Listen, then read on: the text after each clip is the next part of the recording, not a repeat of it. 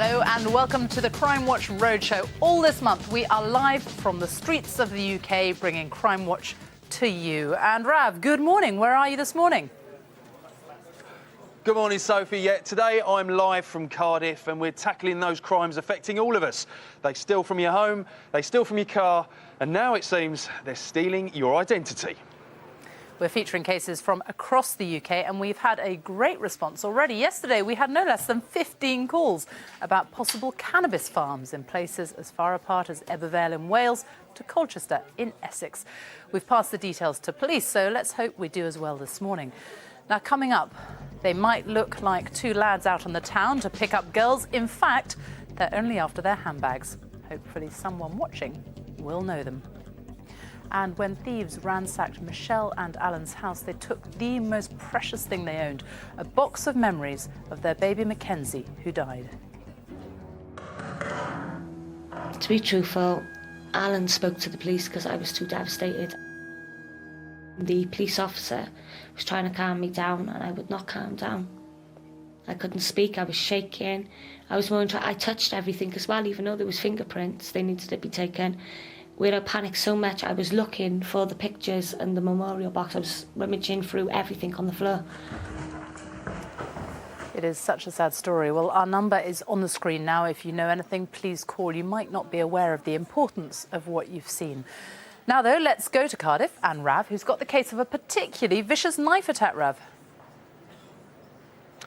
That's right, Sophie. Yeah, I'm in this private car park where just 4 weeks ago this was the scene of, like you say, a particularly vicious knife attack. Sadly, there's been no witnesses come forward as yet. Hopefully this reconstruction will jog your memory.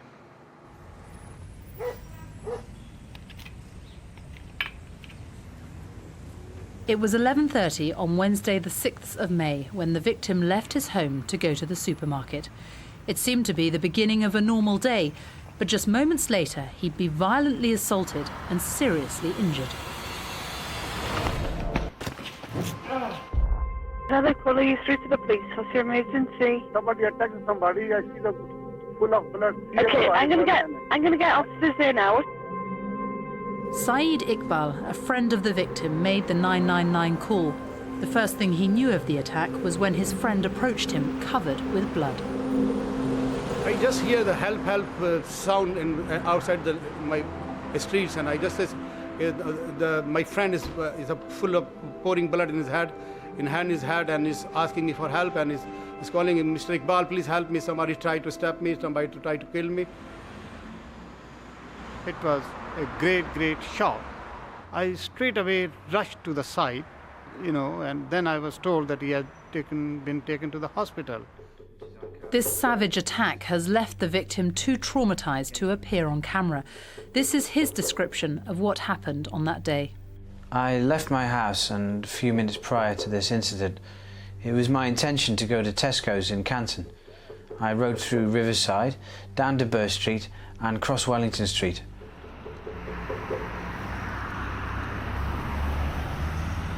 As I took this route, it was quite close to the rear entrance of St David's Mansion's car park.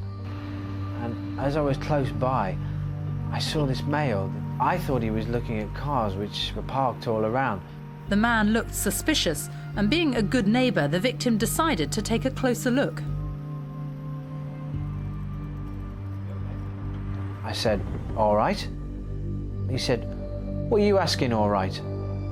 I said, "Well, do you live here?" He said, "Why are you asking?" And then he raised his right hand, in which I could see a knife. The male said, "You know what this is?" At this point, I was still on my bike. As I tried to get away, I lost my balance and fell off the bike to the floor.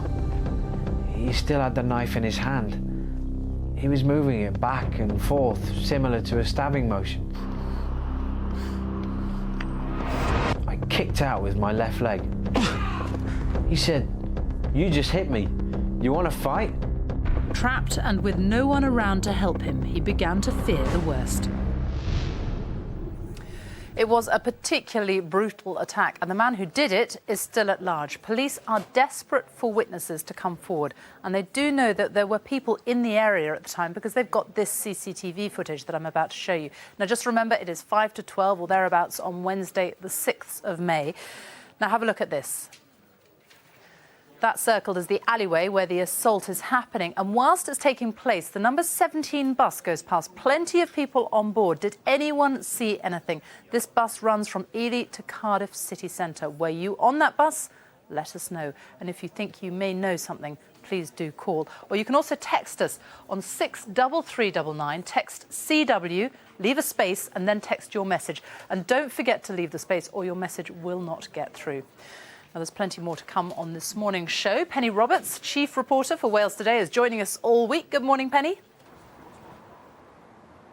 Good morning, Sophie. And this morning, I'm going to be talking to Chief Constable Barbara Wilding. She's the head of the police force in South Wales, and I'll be asking Barbara what she's doing about the crimes that really affect all of us. Also this morning, the thieves who tried to steal a park. Well, £500 worth of bulbs at least. But they weren't very switched on as the whole thing was captured on CCTV. If you know these green-fingered thieves caught red-handed, give us a call. Now, though, let's have a look at some crooks who probably wish they'd been a bit more camera-shy. A man and woman enter Philip Guest Jewellers Beverley near Hull late November. The male asks to see several watches, which he tries on for size. Perfectly normal. Only these two aren't what they seem. As the man distracts the salesman, the woman browses before she strikes. As they make polite conversation, she places the watch in the man's pocket. They then leave without paying. They lifted an Omega watch worth over £2,000, and police believe this isn't the first time. Let's make it the last.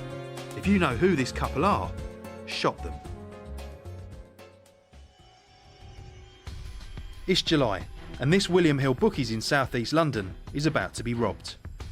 The two men grab the keys to the office from the cashier and, in full view of other punters, rifle the tills. They've got away with £128, but left some great photos of themselves to help us. Smile, boys. All we need is a name for these faces. Give us a call. Early September and the cold is setting in. These two pop into Holland and Barrett, South East London, and stock up with vitamins.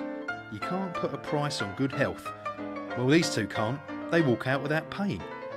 Know the bloke with a sling in his mate? Then call us. If you recognise anyone, call us. The numbers are on screen throughout the show. Now, when a young couple's home was burgled, thieves took everything they could. Most things were replaceable, but there was one particular item that wasn't. Here's what happened.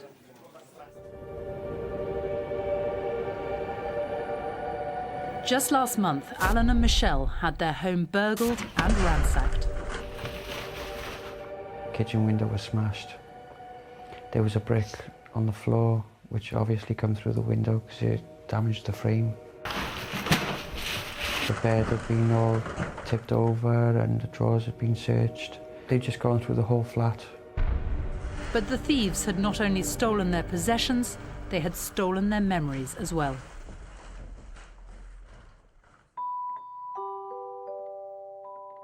A year ago, the couple discovered that their first child was on its way. It was exciting. We went shopping, we looked for baby stuff. We were so happy, giggly. I was very bubbly when I was pregnant.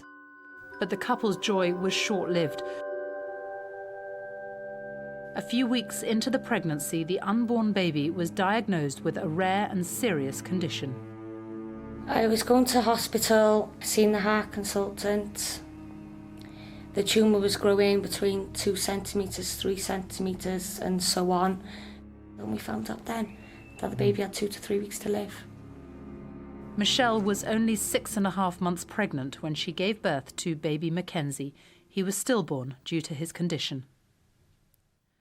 Kissed him, cuddled him. Had a good cry.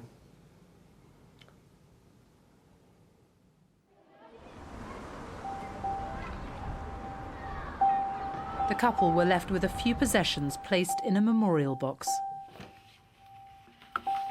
They gave it to us, the hospital. The hospital gave us the memorial box as a memory of our son, where we could put the clothes where we put on him when he was born, his photos, his scans we had when he was 6 weeks, 12 weeks and 20 weeks. We didn't even know we were going to have pictures then, but we were lucky. Then, on the 10th of May, the couple's home was broken into.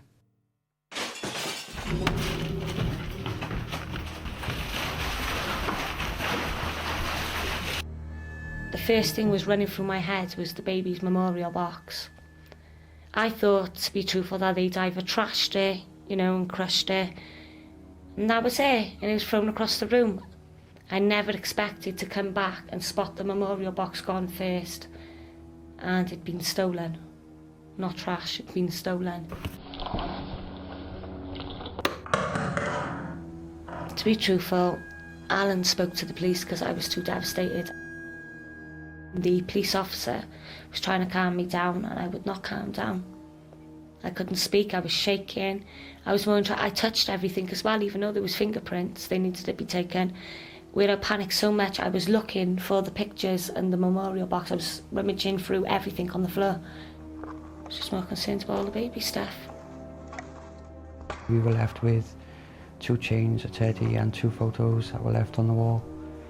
All the other memories of him had gone. No photos of him on his own. Nothing. His death certificate was gone. His dummy. Can't explain it. Can't even explain how we felt. Can't even explain. Weak, devastated, emotionally wrecked. Thinking. Mind's working overtime. The thieves had taken everything, robbing Michelle and Alan of the few precious memories they had of their baby. Why steal stuff like that? That's all I cared about. Everything else was replaceable. I don't care. They can have a grand telly, £1,000 telly, and what's a grand to me when my son's pictures are there and they're worth more than a grand? It's my life. It's my life, and that's it.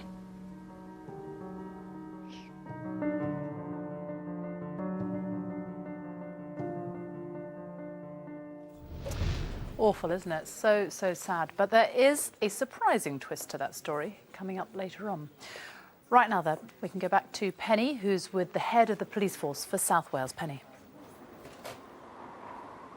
Really distressing case there, Sophie, but let's hope we can do something about it. Barbara is with me now. Barbara, you're a senior police officer, but I know you're a mum too. Can you understand the anguish felt by Alan and Michelle then? Oh, of course, absolutely. Burglary is a very distressing crime, and sadly, of course, police officers see it quite often that they keep their sentimental, or we all keep our sentimental items in our home, and when they're stolen, it is really, really awful. And what we need to do, because what Michelle wants is those items back, and we will do our very best to get those items back for her. Some might say that this is low-level crime. I know that there's a lot of pressure on your resources. Are you doing enough to reduce this type of crime? Absolutely. In this area, in this force area, burglary is down by 21%, and our detections of catching people has gone up by 14%. Now, my message to burglars is simply this. If you burgle, you'll get arrested and you'll go to prison.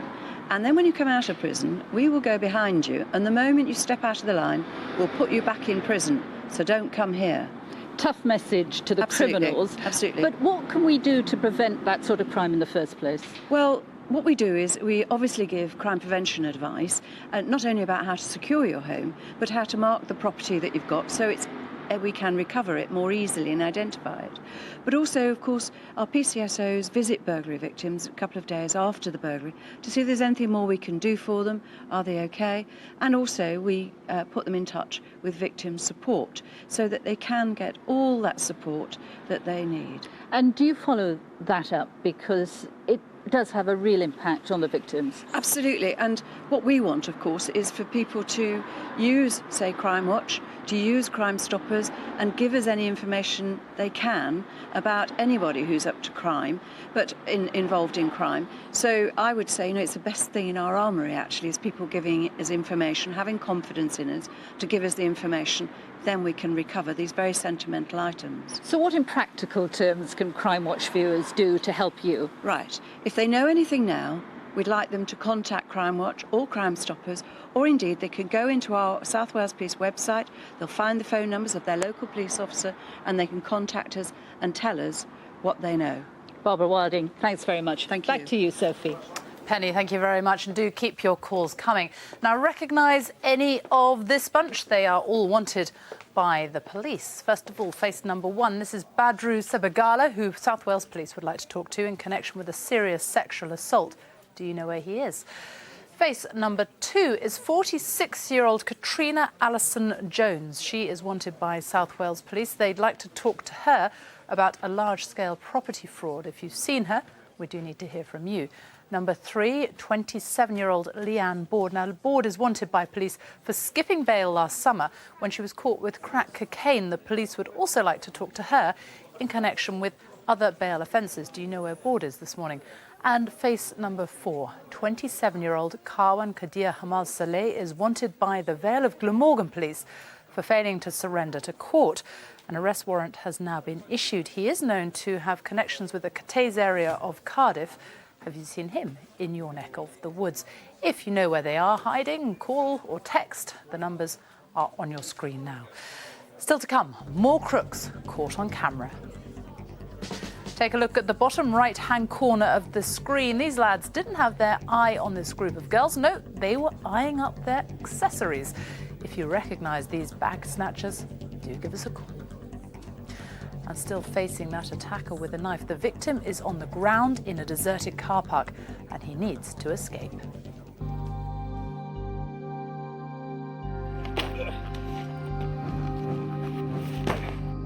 But his attacker wasn't quite done with him yet.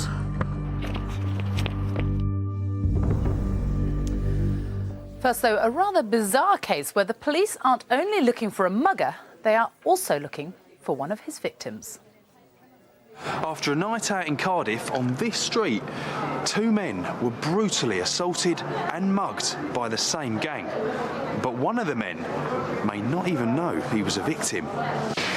This group are walking by the new St David's 2 shopping centre in Cardiff early on Sunday the 19th of April. They've just attacked two innocent passers-by, but are now fighting with each other. Detective Inspector Tudor Thomas walked me round the scene. So this is actually where it's happened then? That's right, Rav. This is Cathedral's Walk outside Minsky's bar. This is where the attack took place. It's about 10 to 6 in the morning. The victim has been drinking in a bar nearby. As he's walking through the area, he identifies a group of males and females who are agitated and a bit rowdy. As they go past him, he feels a blow to the side of his face. He's punched from behind. He's broken his nose. He's got a fractured jaw. The group then walk off and he says they're laughing at him. One of the gang rifled through his pockets and stole his BlackBerry mobile phone. But sadly, he's not the only victim, is he? No, you're right, Rav. There's a second male sitting at the bench. As this group come through, they strike him. He's punched to the face, I think, by the same male who struck the first victim outside Minsky's. Something falls out of this gentleman's pocket. That person never comes forward. He never reports it to the police. He may not even be aware he's been the victim of a crime. Police are keen to speak to any witnesses and a young girl seen with the group at the time. There's two males. There's a mixed race male. He's in his early 20s. He's the male, I believe, who struck the first victim. He's got a tattoo on the right side of his neck. Oh, wow. And the victim describes him as having part of his left ear missing. The second male that's with him is wearing a horizontal striped jumper. He's a white male. Again, he's in his early 20s, slim build, with a shaven head. He's the person who goes through his pockets and takes the BlackBerry. And as a witness, you're keen to speak to the female as well, aren't you? The female of the group, I feel that female is unhappy with what's taken place outside Minsky's and she's walked off and left the group. I'd be very keen to speak to that lady and see what further information she can provide to assist the investigation. Do you know who these two are? Do you know the fellow with a distinctive tattoo on his neck? Or were you that second victim? Get in touch. If you can help, do call us 08000 468 999 or you can text us 63399, text CW space and then your message. Now let's give you an update of our progress so far. A really big response to our story yesterday on cannabis farms, 2 of them that we mentioned yesterday. Well, lots of people who think they might be living next door to one. We've had calls from Ebervale, Gelly, Lancashire, Warwickshire, Nottingham, Leicestershire, Exeter and Essex. All those details have been passed to the police. And we have also had 2 separate sightings of 2 of the wanted faces, both verifying the same information. Now, let's go over to Rav, who has a crime that really does need to be nipped in the bud. Yes, thank you, Sophie. Welcome to my garden. I'm with PC Natalie Cook, and she's appealing for information on this pretty audacious crime. Natalie, what's happened? 3rd of April this year, we've had a theft of bed implants from Cyfarthfa Castle grounds. And it's quite a lot of plants, and it's all been caught on camera, isn't it? So talk us through that. There's definitely 2 suspects, a possible 3rd, showing them picking up the plants from the ground and putting them in a carrier bag and walking off. So in the middle of the day, they just go and do this. Now, it's right. quite a large amount that's been taken, isn't it? I know we've been quite light-hearted about it, but we're not talking about 2 little plants that someone's given to their mum on Mother's Day that they've forgotten about, but we're talking about something like that could be going to a boot fair. That's right. Every year we get between about £500 and £600 worth of bed implants stolen from the area, so it's quite a lot of money's worth. It is quite a lot of money's worth as well. Now, it's worth noting this is council property, isn't it, that we're all paying towards. I know we're being quite light-hearted about it, but it's serious business, and the costs have got to be recouped from somewhere. That's right, it comes from our money, basically, taxpayers' money. So what do you want from the people then? Any information, if they can recognise who's in the CCTV footage, or in the future, if they see any suspicious activity around the area, give us a ring and let us know. Lovely, thank you very much. And back to you in the studio, Sophie. Rav, thank you very much. Now back to that vicious knife attack in Cardiff. Our victim is helpless and alone and trying desperately to escape a violent attacker. On the 6th of May, in broad daylight, our victim saw a man acting suspiciously in a private car park. As a good citizen, he decided to see what the man was doing. I thought he was looking at cars which were parked all around. I said, "What, do you live here?" He said, "Why are you asking?" And then he raised his right hand, in which I could see a knife. And as I tried to get away, I lost my balance and I fell off the bike to the floor. With his attacker bearing down on him, the victim was helpless and alone. The man took a string-type rucksack bag and he dropped it to the floor next to me. As I slid backwards from him, I picked it up and I threw it at him. But his attacker wasn't quite done with him yet.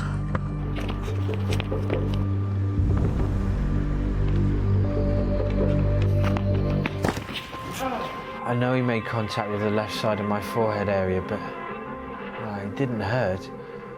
I again kicked out of the male as I was on the floor. I put my hand to my forehead and looked at my fingers, and I could see blood on them.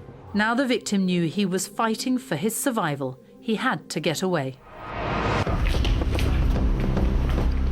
The covered area has this gate. The gate was half open, so as I ran through it onto Cowbridge Road East, I slammed the gate behind me. Now, I know it's shut because the male tried to open the door, but he couldn't open it. Terrified, with blood pouring from his head, our victim was running for his life. Against the odds, he managed to trap his attacker and make his escape.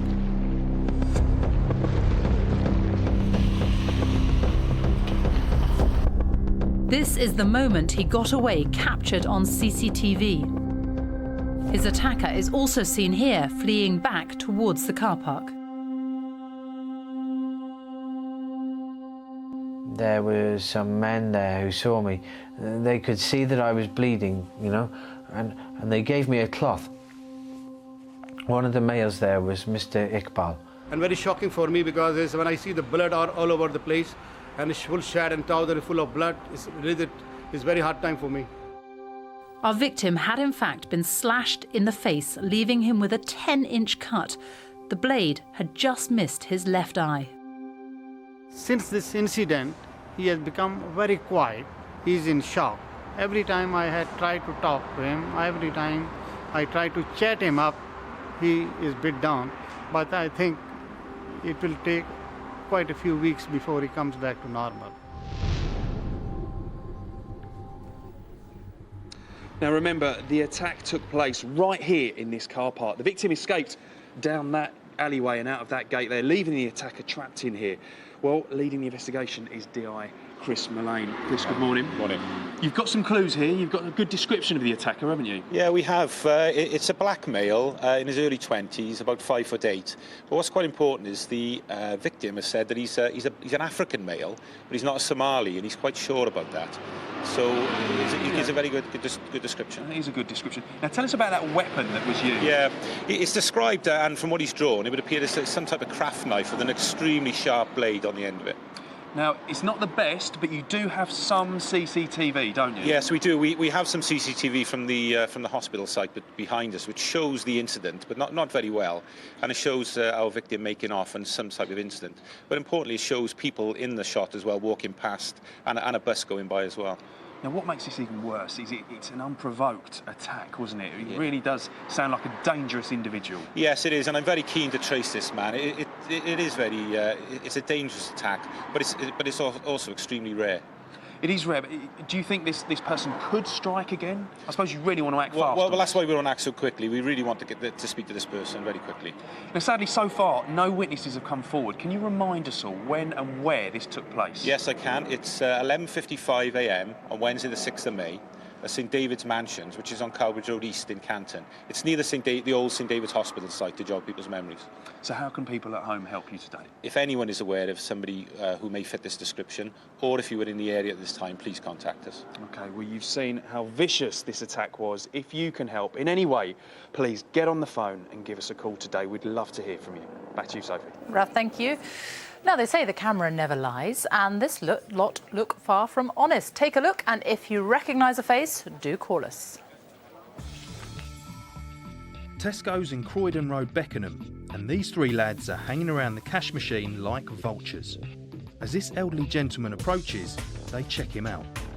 The guy with a maroon top and baseball hat pretends to use the machine. He then walks away. As the victim puts his card in the machine, the youth returns, causing our victim to become confused. While his mates act as lookouts, he then lunges over and takes the card. If you know where they're hiding this morning, call us with names. We're at a BP garage in Peckham, London, and the driver is filling up with petrol. His two female passengers decide to do a little filling up of their own in the garage shop. They nick several bottles of pop and some sweets. Be careful, ladies. That's a lot of E-numbers. If you know the women with the sweet tooth, pick up the phone. Something rotten in the state of Denmark, said Shakespeare in one of his plays. Maybe he should have said London.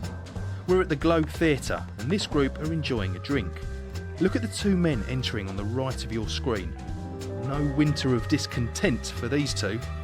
They hover, pretending to talk, whilst eyeballing the handbag on the floor. The bloke in the black jacket tries to hook it with his foot. No luck this time as he nearly gets caught. He waits, but he's impatient and blatantly bends down, picks it up, and the two walk out. Who are these characters?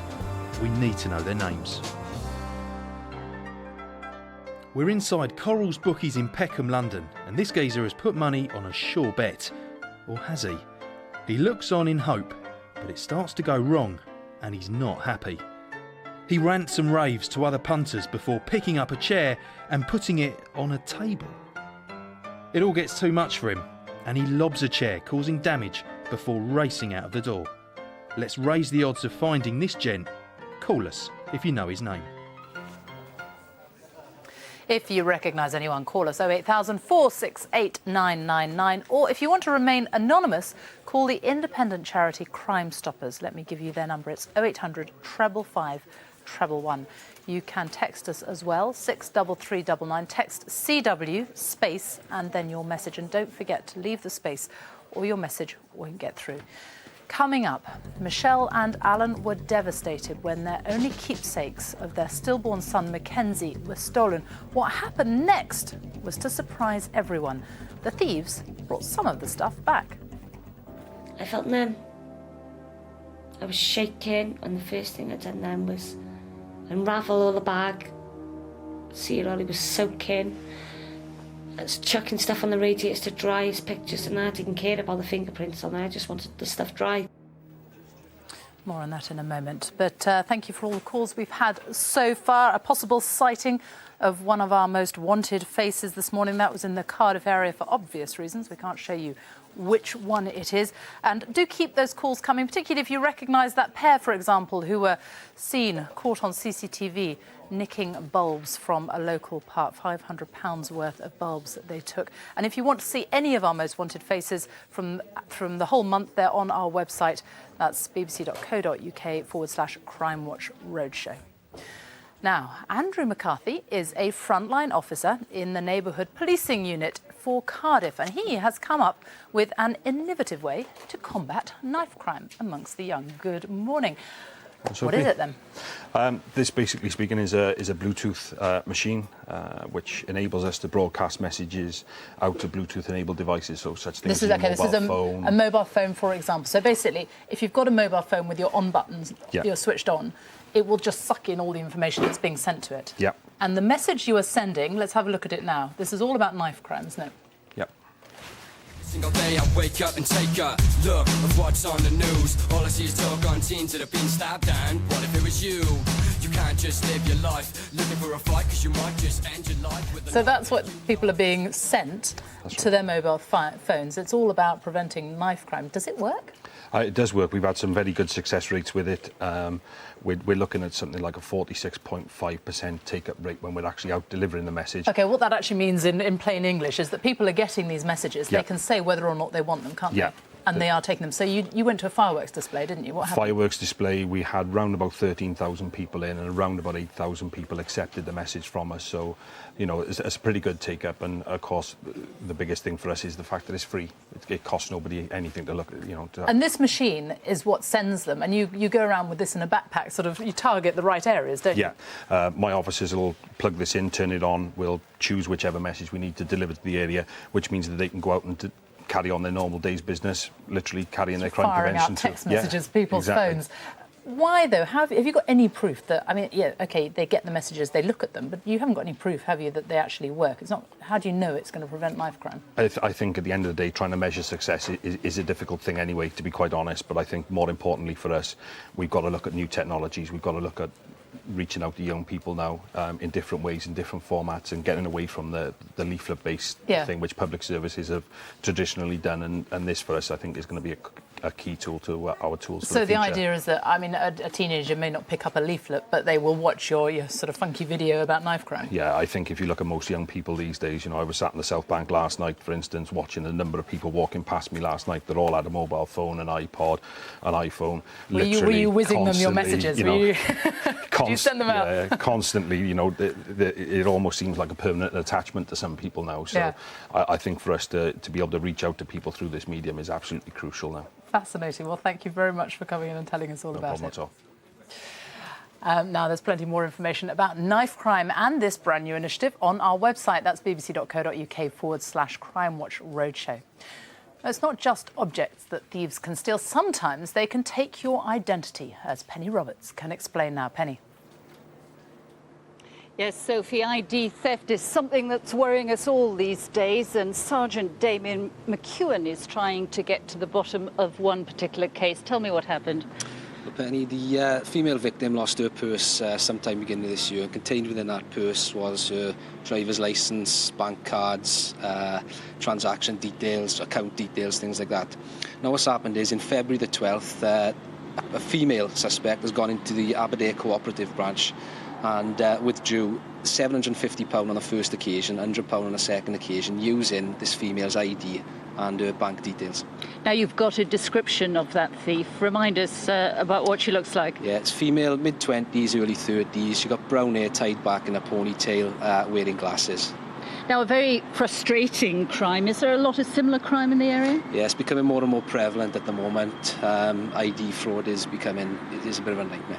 And what can people do to stop them becoming a victim of this sort of theft? Well, there's not a lot you can do about a lost purse. However, people can take measures in shredding their bank statements before they put them out. Obviously notifying your bank straight away if anything happens, credit reference agencies, so on and so forth.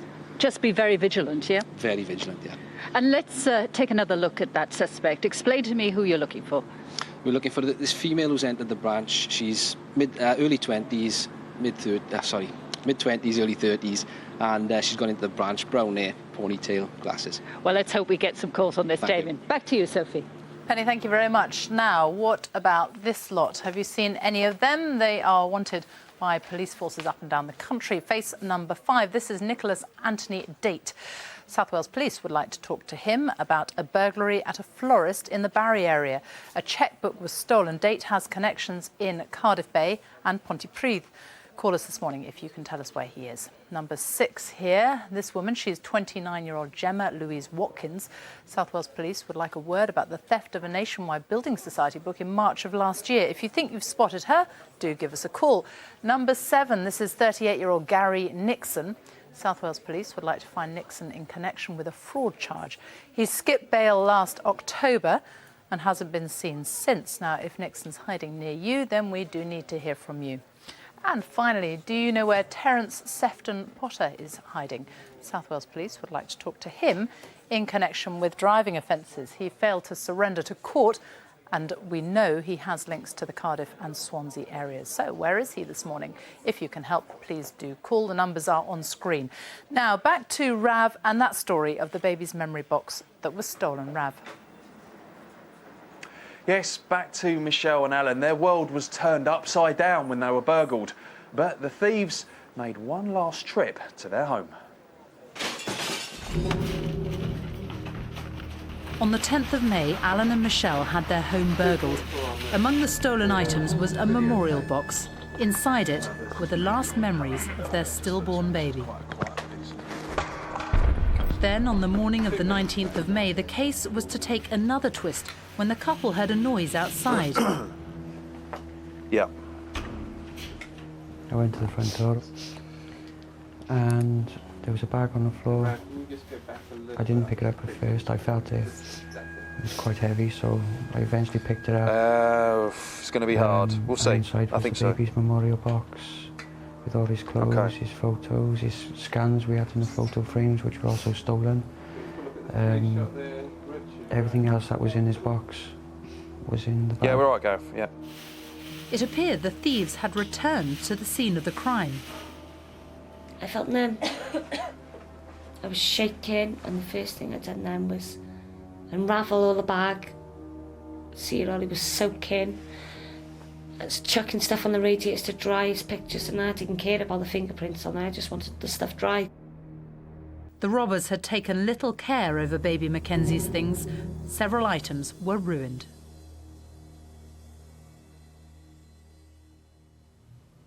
And I was relieved that I had him back, but it didn't feel the same because someone's hands have been all over him.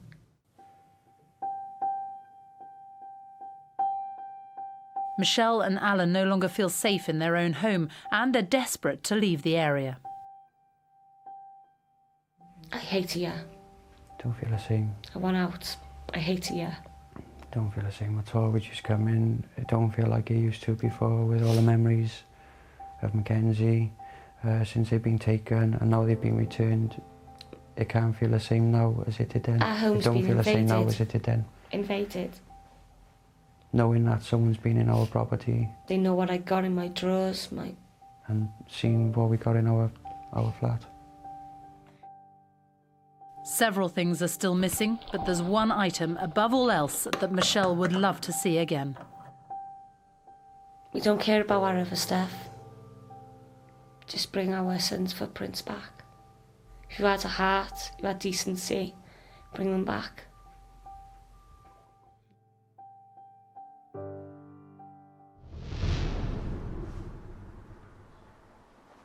and I'm with Michelle and Alan now. What would it mean to you to solve this today? Well, all the electrical stuff is replaceable, but all we want back is the love heart tin with his footprints in, and it's very distinctive as well. He's got 6 toes on 1 foot, so. It means a lot to us to get it back. And that really means so much. I know it means so much to you to get that from an emotional point of view, but it's worth noting, during the burglary, you really were cleaned out, weren't you? They took everything. Cutlery, food, everything, clothes, the works. Cutlery and food. I mean, they really have taken everything, haven't they? Well, Chris, you're looking into this case as well, aren't you? And do you think the thieves... Why do you think the thieves returned some of these goods? Well, there was a large media campaign surrounding this burglary. We really went to town in getting this out to people, and it may have pricked somebody's conscience of somebody returning it.